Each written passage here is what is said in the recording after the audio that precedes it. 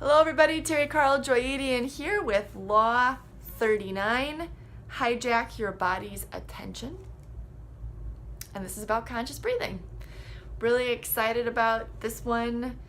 If you've been through me with these, this is Dave Asprey's Game Changers. We're finally on 39. I think we have about 6 laws to go.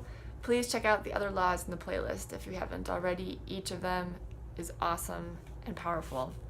This quote from the summary, Dave Asprey always has a little summary at the beginning of each law, was really powerful for me, so I wanted to read it to you.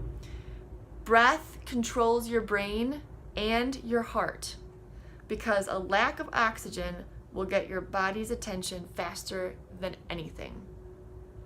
I thought that was a cool way of looking at how important the breath is, because I recently had a meditation workshop and I told the participants, gurus, meditation experts, everybody is always talking about how awesome the breath is. Dave Asprey likes to talk about how awesome the breath is, that it can be as powerful or more powerful than any drug. And it's natural, obviously, we breathe all the time. But the point he tries to make in this law is that we allow ourselves to breathe unconsciously. Of course, it's how we survive, but we need to make a point to breathe consciously. And he says that when we're drinking polluted water or eating food that's processed, our body is using a lot of resources to detox the self, and this creates cellular stress. So using the breath can help restore balance to the body. Filtered water.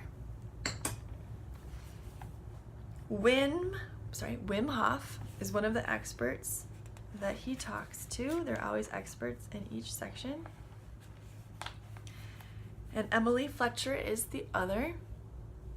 Wim Hof talks about using the breath in conjunction with cold, and I think meditation. He's famous for that, for mountain climbing in extreme temperatures, wearing very little clothing.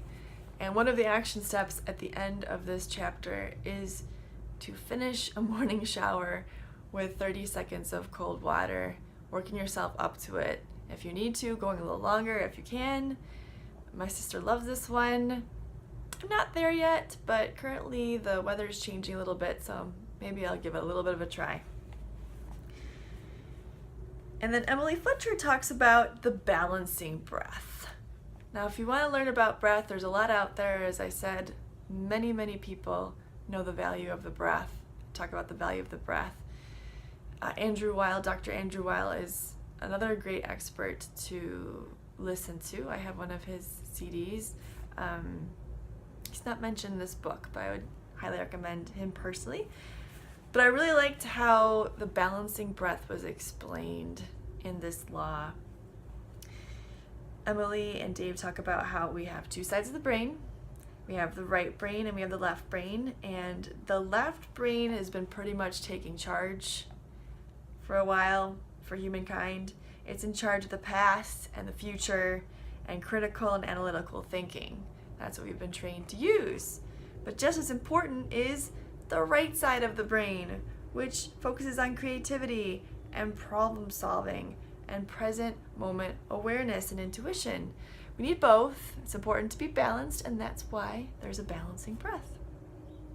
So I'm going to teach you the balancing breath.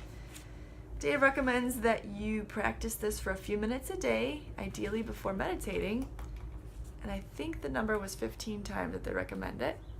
When you're practicing a new breathing technique, it is a good idea to start small. And if you're feeling lightheaded, take it easy. You don't want to stress out your body. So start small, work your way into it. It is an exercise, so your body does need to warm up to it. And I did have to practice it a few times to make sure I knew what I was doing. What's recommended is that you end the way you start, which is breathing through your left nostril. You're going to be using your fingers. It's your ring finger. It's your ring finger. So you're going to be using actually these two, your thumb and your ring finger of your right hand. I don't know if it looks like I'm using that hand right now. Like this. So you're holding like this. You're going to be breathing through one nostril at a time. And at the time of this video, I'm a little bit stuffy. so I'm not gonna go crazy. I don't want to stress myself. But you're gonna be breathing out through the nostril while the other one is sealed, and then breathing in, and you start and end with the left. And then you breathe out through the other nostril, and you breathe in. Again, each time you're focusing on a nostril, you're closing the other one with the other finger, and then you'll release. So I'll go through each part, but I just wanted to reiterate because it's helped me remember. Start with the left, which makes you think of the one that you're used to using the most, the left brain, and you start by breathing out, because that's what we have more control over. We have more control of the out breath. That's what Dr. Andrew Weil says. Start with the out, start with the left, out and in on each side, switch, out and in on the right, out and in. Okay, so let's do this. So start with, this is my left nostril that's open right now.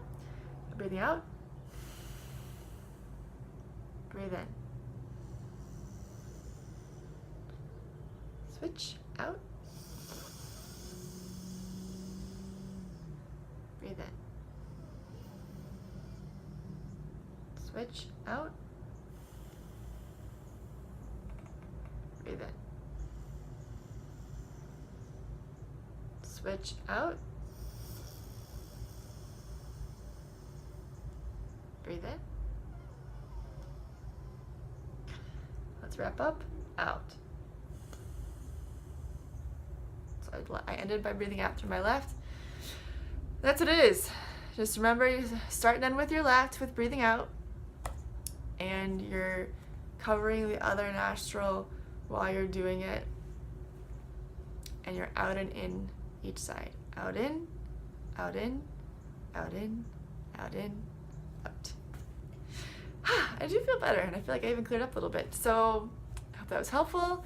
Give it a try. I'd love to know if you have any experiences with that breathing exercise. Again, go into it gradually. And if you check out any other breathing exercises, if there are any that I haven't mentioned in this video that you particularly like, I would love to hear those. I have been told many, many times by intuitive reports and other people that breathing is really important for me, so I would love your feedback. Hope you have a wonderful rest of your day, and I will see you again for the next one. Bye now.